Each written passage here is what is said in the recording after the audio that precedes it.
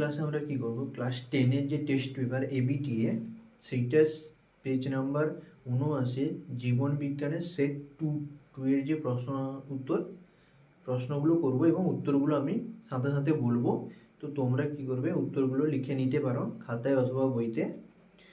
তো কাজেই তোমরা ভিডিওটাকে ভালো করে দেখবে এবং সাথে সাথে কি করবে, চ্যানেলটাকেও সাবস্ক্রাইব করে রাখবে, যাতে এই রকম ভিডিও সবার আগে তোমার কাছে পৌঁছায় এবং তুমি এইসব ভিডিও থেকে যাতে নিজে কিছু শিখতে পারো, সেই জন্য চ্যানেলটাকে সাবস্ক্রাইব করে রাখবে। তো এবার চলো শুরু করি। তো আমরা প্রথম কি করব, পেজ নাম্বার 79 সবাই বের করবে এবিটিএ টেস্ট পেপারে। তো এবার বিভাগ কয়ের যে প্রশ্নগুলো আছে সেগুলো প্রথম আমরা আলোচনা করব। এর আগের ভিডিওতে আমরা এরকম সেম করেছি, যারা ভিডিওটা দেখোনি তারা ডেসক্রিপশনে গিয়ে ভিডিওটা দেখতে পারো। তো 1.1-এর যে প্রশ্নটা আছে, নিচের সঠিক জোড়াটি নির্বাচন করো। এখানে আছে এ আছে, দেখো, গুরু মস্তিষ্ক দেহের ভারসাম্য রক্ষা করে। হাইপোথ্যালামাস কি করে, বুদ্ধি ও আবেগ নিয়ন্ত্রণ করে। সি আছে লঘু মস্তিষ্ক কি করে, দেহের তাপমাত্রা নিয়ন্ত্রণ করে। ডি আছে কি সুষুম্না শীর্ষক কি করে, হৃৎস্পন্দন ও খাদ্য গলার্ধকরণে নিয়ন্ত্রণ করে। তো এখানে সঠিক উত্তরটা হবে যেটা অপশন বি, যে কি করে হাইপোথ্যালামাস কি করে বুদ্ধি ও আবেগ নিয়ন্ত্রণ করে। 1.2-এর যে প্রশ্নটা আছে এবার দেখবে, নিচের কোনটি এডিএইচ হরমোনের কাজ। আমরা এডিএইচ হরমোনের কাজ আগেই পড়েছি। এখানে দেখো এ অপশন দেওয়া আছে উপধমনীকে সংকুচিত করে রক্তচাপ বাড়ায়। বি আছে পরিণত বয়সে শুক্রাণু ও ডিম্বাণু উৎপাদনে সাহায্য করে। সি আছে যকৃৎ ও পেশিকোষে গ্লুকোজকে গ্লাইকোজেন রূপে সঞ্চিত রাখে।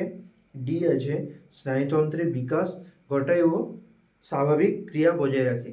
তো এখানে যেটা ঠিক উত্তরটা হবে সেটা হলো অপশন ই, উপধমনীকে কি করে সংকুচিত করে রক্তচাপ বাড়ায় বা রক্তচাপ বৃদ্ধি করে। এবার 1.3-এর প্রশ্নটা চলে আসবে।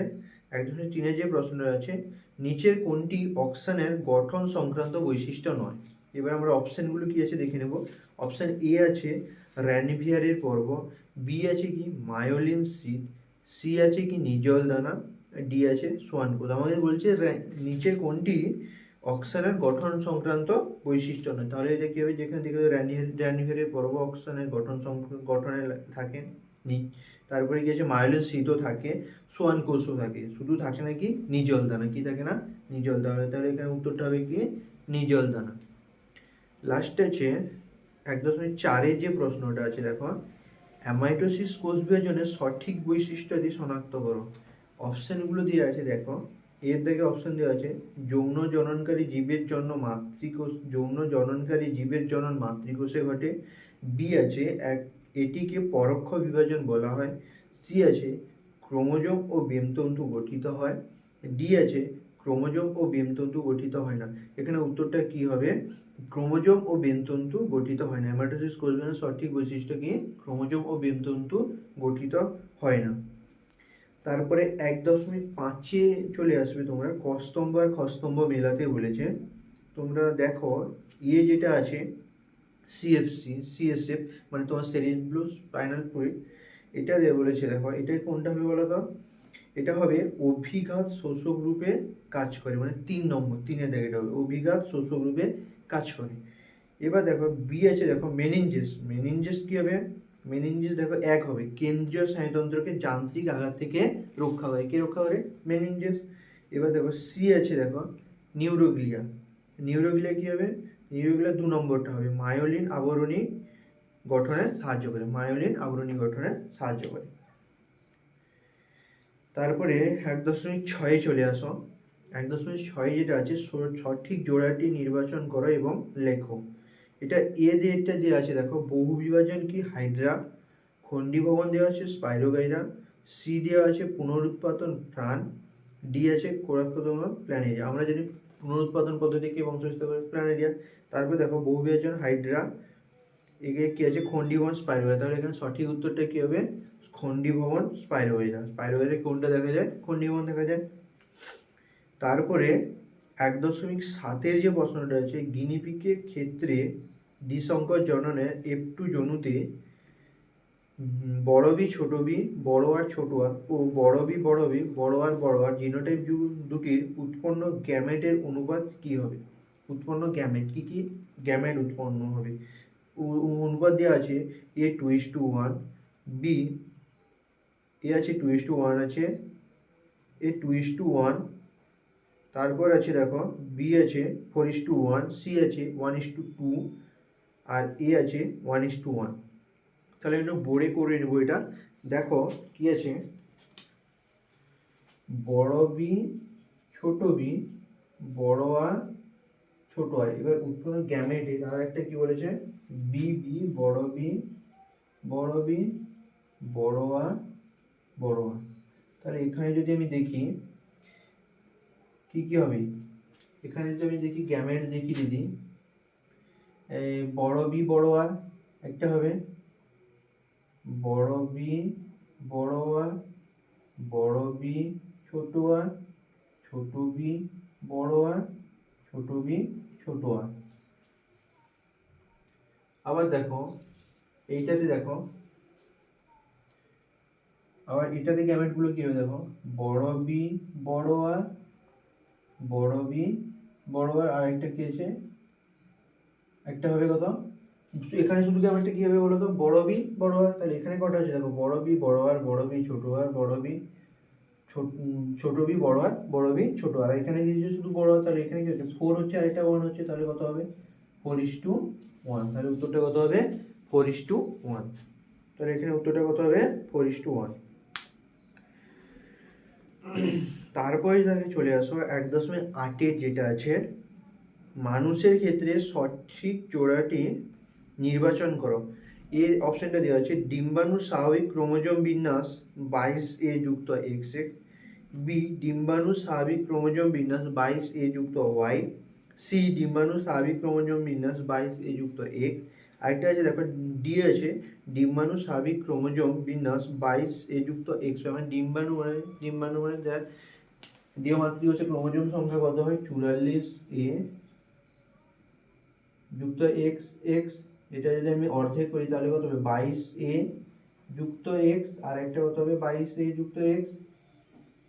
তাহলে এখানে আমার কোনটা হবে, এখানে তোমরা দেখতে হবে যে 22A যুক্ত এক্স যেটা আছে সি থেকে, তাহলে এটা কি হবে, ডিম্বাণু স্বাভাবিক ক্রোমোজোম বিন্যাস কত হবে 22A যুক্ত এক্স। তারপর যেটা আছে দেখবে 1.9 যেটা আছে, যে হিমোফিলিক পুত্র ও স্বাভাবিক কন্যা রয়েছে এমন পিতামাতার সম্ভাব্য জিনোটাইপ কি কি হতে পারে তার নিচেরগুলির মধ্যে নির্ধারণ করো। এখানে যেটা অপশনটা হবে দেখবে অপশনটা ডি হবে, ডি উত্তরটা ঠিক হবে, বড় এইচ ছোট এ। এটাও অপশনটা কোনটা হবে ডি, মানে এইচ এ এইচ। আরেকটা কোনটা হবে বড় এইচ, সম্ভাব্য জিন কি হবে এটা, সম্ভাব্য জিন কোনটা হবে এই যেমন লাস্টেরটা। এবার 1.10 দেখো, আমাদের দেশে পার্থেনিয়াম একটি বহিরাগত প্রজাতি, এটি যেখানে জন্মায় সেখান থেকে দেশীয় প্রজাতি উদ্ভিদ বাঁচতে পারে না। এটি ডারউইন তত্ত্বে একটি প্রতিপাদ্যকে প্রতিষ্ঠিত করে। প্রতিপাদ্যটি হলো অন্তঃপ্রজাতি সংগ্রাম, আন্তঃপ্রজাতি সংগ্রাম, পরিবেশের সঙ্গে সংগ্রাম, নতুন প্রজাতির উৎপত্তি। এখানে আমরা জানি অন্তঃপ্রজাতি সংগ্রাম মানে কি হবে, যখন দুটি একই প্রজাতির মধ্যে সংগ্রাম হয় তখন দেখো অন্তঃপ্রজাতি আর আন্তঃ মানে দুটি ভিন্ন প্রজাতি। এখানে দেখো এখানেও এটাও উদ্ভিদ আর এটাও উদ্ভিদ, তাহলে কি হবে প্রজাতি একই প্রজাতি, তাহলে কি হবে এটা অন্তঃপ্রজাতি। এটা কি হবে এ, অপশন এ অন্তঃপ্রজাতি সংগ্রাম হবে। তারপরে দেখো 1.11 যেটা আছে, সমসমস্ত অঙ্গের বৈশিষ্ট্য শনাক্ত করো। অপশনগুলো দেখে নিবে, এ আছে গঠনগতভাবে ভিন্ন কিন্তু উৎপত্তিগতভাবে আর কার্যগতভাবে অভিন্ন, বি আছে উৎপত্তিগত আর কার্যগতভাবে ভিন্ন হলেও গঠনগতভাবে অভিন্ন, সি আছে গঠনগত ও কার্যগতভাবে অভিন্ন হলেও উৎপত্তিগতভাবে ভিন্ন, আর ডি আছে উৎপত্তিগত ও গঠনগতভাবে অভিন্ন হলেও কার্যগতভাবে ভিন্ন। মানে আমরা জানি যে সমস্ত অঙ্গগুলো কী হবে উৎপত্তি ও গঠনগতভাবে একই হলেও কার্যগতভাবে আলাদা হয়, তার জন্য এখানে উত্তরটা কোনটা হবে ডি, উৎপত্তি ও গঠনগতভাবে অভিন্ন মানে একই এবং কার্যগতভাবে ভিন্ন মানে আলাদা। এবার দেখো 1.12 যেটা প্রশ্ন আছে দেখে নিবে, নিচের কোন প্রয়োজনের জন্য মৌমাছি ওয়ালগার নৃত্য করে তা স্থির করো। এ আছে প্রজননের সঙ্গী খোঁজা, বি নতুন মৌচাকের স্থান নির্ধারণ করা, সি আছে অন্যান্য শ্রমিক মৌমাছিদের মৌচাক থেকে খাদ্যের উৎসের অভিমুখে দূরত্ব জানানো, এবং ডি অপশানটা যেটা আছে সম্ভাব্য শত্রুর আক্রমণ এড়ানো। এখানে অপশানটা কোনটা হবে? ঠিক উত্তরটা হবে সি, অন্যান্য শ্রমিক মৌমাছিদের কীভাবে মৌচাক থেকে যে খাদ্যের দূরত্ব কত দূর সেইটা জানানোর জন্য, অভিমুখ ও দূরত্ব জানানোর জন্য। এবার 1.13 যেটা আছে দেখো, নিচের কোনটি বায়োস্ফিয়ার রিজার্ভের সম্পর্কিত সঠিক তথ্য তা শনাক্ত করো। এবার এ যেটা আছে দেখো, বাস্তুতন্ত্র সংরক্ষণের সঙ্গে স্থানীয় মানুষ ও অন্যান্য জীব সম্পদের সংরক্ষণ করা হয়। বি আছে দেখো, জাতীয় উদ্যান ও অভয়ারণ্য বায়োস্ফিয়ার রিজার্ভের অন্তর্ভুক্ত নয়। সি আছে বাস্তুতন্ত্র সংরক্ষণে স্থানীয় মানুষের উপস্থিত এবং অংশগ্রহণ অনুমোদিত নয়। ডি আছে এর আকার সাধারণত একটি অভয়ারণ্যতে ছোট। এখানে সঠিক উত্তরটা হবে এ, বাস্তুতন্ত্র সংরক্ষণের সঙ্গে স্থানীয় মানুষ ও অন্যান্য জীব সংরক্ষণে করা হয়। তারপরে 1.14 থেকে চলে আসবে, নিচের কোন জোড়াটি সঠিক নয় তা স্থির করো। এ দেখো, এই অপশন যেটা দেওয়া আছে দেখো, এ চোরাশিকার গরিলার বিপন্নতা বৃদ্ধি। এখানে আমি প্রশ্নটাকে ভালো করে পড়বে যে কোন জোড়াটি সঠিক নয়। চোরাশিকারের পরে গরিলা বিপন্নতা বৃদ্ধির সঠিক। বহিরাগত প্রজাতি ল্যান্টানা ও তেলাপি, এটা আমরা জানি বহিরাগত প্রজাতি। হটস্পট নির্ধারণে স্থানীয় প্রজাতি ও বিপন্ন প্রজাতির সংখ্যা, হটস্পট নির্ধারণ করে স্থানীয় প্রজাতি ও বিপন্ন প্রজাতির সংখ্যা দ্বারা। এবার বলছে গ্রিনহাউস গ্যাসের ফলে ইউট্রিফিকেশন কিন্তু গ্রিনহাউস গ্যাসের বৃদ্ধির ফলে হয় না, এটা কি জল দূষণের ফলে হয়। তার জন্য এখানে ভুলটা হবে কোনটা? সঠিক নয় হবে ডি। তাহলে উত্তরটা হবে কোনটা? ডি। 1.15 যেটা আছে দেখো, বায়ুতে পরাগরেণু, ছত্রাকের রেণু ও ধূলিকণার পরিমাণ হঠাৎ বেড়ে গেলে নিচে কোন সমস্যা হওয়ার সম্ভাবনা বৃদ্ধি পায় তা স্থির করো। এ আছে যক্ষা, বি আছে অ্যাজমা, সি আছে ম্যালেরিয়া, ডি আছে ডেঙ্গু। তাহলে আমরা দেখো এখানে কোনটা হবে? অ্যাজমা, কারণ বায়ু দূষণের ফলে কোন রোগটা হয়? অ্যাজমা। কারণ ডেঙ্গু হলো কি মশাবাহিত রোগ, ম্যালেরিয়াও মশাবাহিত রোগ, তো অ্যাজমা কিন্তু কি হবে? বায়ুবাহিত রোগ। এবার চলে আসবে বিভাগ খ। বিভাগ খ এর যে প্রশ্নগুলো আছে ড্যাশ পূরণ প্রশ্ন, সেটা আলোচনা করা হবে করব। 2.1 প্রশ্নটা দেখো, আচার্য জগদীশচন্দ্র বসু লজ্জাবতী ও বনচারণ উদ্ভিদের বৈদ্যুতিক উদ্দীপনা পাঠিয়ে উদ্ভিদের ড্যাশ ধর্মটি প্রদান করেন। এখানে কি হবে? সংবেদনশীলতা, উদ্ভিদের কি উদ্দীপকের প্রভাবে উদ্ভিদ কিভাবে সাড়া দেয় তাকে আমরা পড়েছি, এটাকে কি বলে? সংবেদনশীলতা বলে। তাহলে এখানে কি হবে? এখানে উদ্দীপক পাঠিয়েছে, উদ্ভিদ কি হবে? সাড়া প্রদান করবে, তাকে আমরা কি বলবো? সংবেদনশীলতা। এবার 2.2 দেখে যেটা আছে দেখো, ড্যাশ অণুর ঘন কুণ্ডলিকিত গঠনই হলো ক্রোমোজোম। এখানে কি হবে? ডিএনএ অণু। কি হবে? ডিএনএ অণুর ঘন কুণ্ডলিকিত গঠনই হলো ক্রোমোজোম। 2.3 প্রশ্নটা আছে দেখো, বীজের কুঞ্চিত আকার ড্যাশ বৈশিষ্ট্য। বীজের কুঞ্চিত আকার, আমরা যদি গোলাকার, হলুদ ও গোলাকার, তাহলে এটা কি প্রকট গুণ। এবং কি হবে? সবুজ ও কুঞ্চিত, এটা প্রচ্ছন্ন গুণ, তাহলে কুঞ্চিত বলেছে, তাহলে এটা কি হবে? প্রচ্ছন্ন বৈশিষ্ট্য হবে। 2.4 যে প্রশ্নটা আছে দেখো, আধুনিক ঘোড়ার খুর হলো তাদের পূর্বপুরুষের কত নম্বর আঙ্গুলের রূপান্তর। এটা আমরা এর আগের যে সেটাতেও ছিল, এটা কি কত হবে? 3 নম্বর। কত হবে? 3 নম্বর আঙ্গুলের রূপান্তর। 2.5 প্রশ্ন দেখো, এবার বায়ু দূষণের সঙ্গে সংশ্লিষ্ট ব্যাধি হলো কি? আমরা লিখতে পারি হাঁপানি বা অ্যাজমা, এগুলো কি বায়ু দূষণের সঙ্গে সংশ্লিষ্ট মানে সংযুক্ত। 2.6 প্রশ্নটা দেখো, নমুনা বীজকে -196°C তাপমাত্রায় তরল নাইট্রোজেনে রেখে এক্সটির সংরক্ষণকে কি বলে? ক্রায়ো সংরক্ষণ। কি বলে? ক্রায়ো সংরক্ষণ। উত্তরটা কি হবে? ক্রায়ো সংরক্ষণ হবে। 2.6 যে উত্তরটা হবে কি? ক্রায়ো সংরক্ষণ। ক্রায়ো সংরক্ষণ।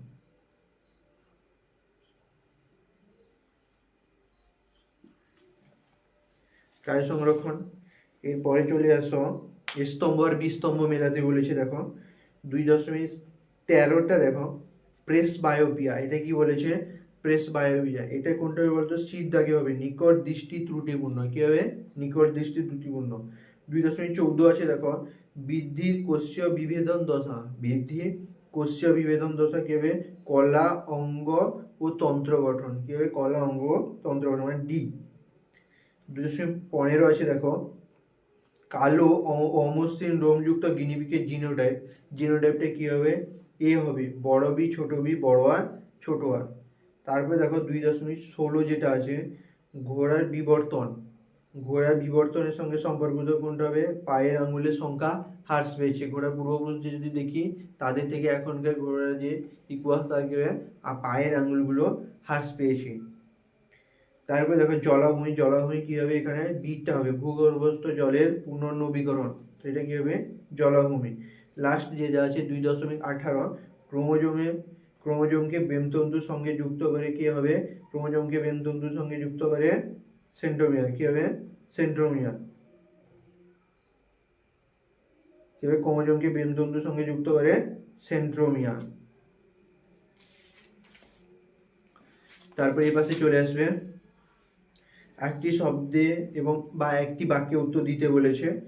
দেখো 2.19 প্রশ্নটা যেটা আছে, দেখো বিসদৃশ্যটি শব্দটি বেছে লেখো। তারপরে দেখা যাচ্ছে যে অলফ্যাক্টরি স্নায়ু, ভেগাস স্নায়ু, অপটিক স্নায়ু আর গেছে অডিটরি স্নায়ু। এখানে দেখো অলফ্যাক্টরি স্নায়ু, অপটিক স্নায়ু আর অডিটরি স্নায়ু কি অন্তর্বাহী স্নায়ু বা অন্তর্বর্তী স্নায়ু। আর এটা কি ভেগাস স্নায়ুটা কি হবে? মিশ্র স্নায়ু কি হবে? মিশ্র স্নায়ু। তাহলে এখানে কি হবে? ভেগাস স্নায়ু। তাহলে বিসদৃশ্যটি কোনটা হবে? ভেগাস স্নায়ু। 2.20 দেখো, রানভিয়ারের পর্ব কি আছে? রানভিয়ারের পর্ব আমি এখানে লিখে নিয়েছি, দেখতে পারো যে এক্সোলেমার বাইরের দিকে কি হবে? এক্সোলেমার বাইরের দিকে প্রোটিন ও চর্বি স্তর সংযুক্ত একটা ছিদ্রযুক্ত একটা কি হয়? পুরু স্তর থাকে। প্রোটিন ও চর্বি নির্মিত ছিদ্রযুক্ত একটা পুরু স্তর থাকে, একে কি বলে? মায়োলিন শীথ। এবং এই ছিদ্রগুলোকে কি বলে? রানভিয়ারের পর্ব। তোমরা এখান থেকে লিখে নিতে পারো, এক্সোলেমার বাইরের দিকে প্রোটিন ও চর্বি সহযোগে নির্মিত ছেদযুক্ত পুরু স্তর দেখা যায়, একে কি বলে? মেডুলারি আচ্ছাদন বা মায়োলিন শীথ বলে। এবং ছেদযুক্ত স্থানগুলোকে কি বলে? রানভিয়ারের পর্ব। এবং ছেদযুক্ত স্থানগুলোকে কি বলে? আমরা যদি স্নায়ুতন্ত্রের গঠন দেখি তাহলে দেখতে পাবে যে এরকম যদি গঠন থাকে স্নায়ুতন্ত্রে, তার মধ্যে দেখবে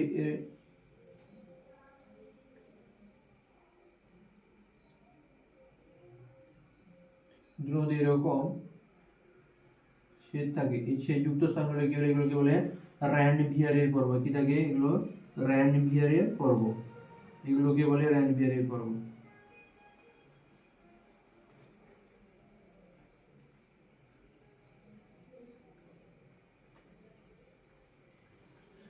এগুলোকে কি বলে? রানভিয়ারের পর্ব। নেক্সট যেটা আছে দেখো, নিচে সম্পর্কযুক্ত একটি শব্দ জোড়া দেওয়া আছে। প্রথম শব্দ জোড়াটি বুঝে দ্বিতীয় শব্দ জোড়াটা লিখতে বলেছে। বলছে জোড় কলমের মাধ্যমে কার বংশবিস্তার ঘটানো হয়? আমে। ড্যাশের মাধ্যমে জবা। এখানে কি হবে? শাখা কলম। কি হবে? উত্তরটা কি হবে? শাখা কলম। এবার 2.22 যে প্রশ্নটা আছে দেখো, মেন্ডেল তার দ্বিসংকর জনন পরীক্ষা থেকে কোন সূত্রে উপনীত হয়? এখানে কি হবে? সূত্রটা কি হবে? স্বাধীন বিন্যাসের সূত্র। কি হবে? স্বাধীন বিন্যাসের সূত্র। কি সূত্র হবে? মেন্ডেল তার কোন সূত্রে উপনীত হয়? 2.22 যে প্রশ্নটা, এটা কি হবে? স্বাধীন বিন্যাসের সূত্র। স্বাধীন বিন্যাসের সূত্র। স্বাধীন বিন্যাসের হলো। এরপরে দেখো 2.23 যে প্রশ্নটা আছে দেখো, কেবলমাত্র হোমোজাইগাস অবস্থায় হিমোফিলিয়া রোগের প্রকাশ ঘটার কারণ কি? কারণ জানি কি, হিমোফিলিয়া একটা প্রচ্ছন্ন জিন ঘটিত রোগ। এক্স ক্রোমোজোমে মিউট্যান্ট প্রচ্ছন্ন জিনের প্রভাবে হিমোফিলিয়া হয়। তার জন্য এটা কি হবে? হোমোজাইগাস অবস্থায় শুধু প্রকাশ পাবে। তারপরে যেটা আছে দেখো 2.24 যে প্রশ্নটা আছে, সমসমস্ত অঙ্গ কোন ধরনের বিবর্তনকে নির্দেশ করে? অপসারী বিবর্তন। কি হবে? উৎপত্তিগতভাবে ভিন্ন হলেও কার্যগতভাবে কি হয়? এরা একই। তার জন্য কি হবে? অপসারী বিবর্তনকে নির্দেশ করে। নিচের কোন চারটি বিষয়ে তিনটি মধ্যে অন্তর্গত সেই বিষয়টি খুঁজে বের করে লিখতে বলেছে আর কি। দেখো দেওয়া আছে কৃষিক্ষেত্রে কীটনাশকের ব্যবহার। তারপরে দেওয়া আছে দেখো টাইফয়েড, জল দূষণ, কলকারখানা থেকে উৎপন্ন তরল বর্জ্য। কৃষিতে কীটনাশকের ব্যবহারের ফলেও জল দূষণ হয়, টাইফয়েড রোগটাও জল দূষণের ফলে হয়। আরেকটা কি আছে, কলকারখানা থেকে উৎপন্ন তরল বর্জ্য, এটা থেকেও জল দূষণ হয়। তাহলে এখানে ঠিক উত্তরে কি হবে, জল দূষণ। লাস্ট যেটা দেওয়া আছে দেখো 2.26, স্থানীয় মানুষ ও বন দপ্তর যৌথভাবে জঙ্গল পুনরুদ্ধারের জন্য যে ব্যবস্থা, এখানে কি হবে, স্থানীয় মানুষও সাহায্য করবে এবং কি বন দপ্তর দুজনই যৌথভাবে জঙ্গল পুনরুদ্ধারের যে ব্যবস্থা গ্রহণ করে সেটা কি হবে, JFM, মানে জয়েন্ট ফরেস্ট ম্যানেজমেন্ট। এখানে কি হবে, JFM, জয়েন্ট ফরেস্ট ম্যানেজমেন্টের ভূমিকা গ্রহণ করে। তো আজকে এই পর্যন্ত। এর পরের ডেটে আমরা কি করব, পরের ক্লাসে এর সেট 3, মানে 3 নম্বর সেটটা, সেইটা নিয়ে আলোচনা করব।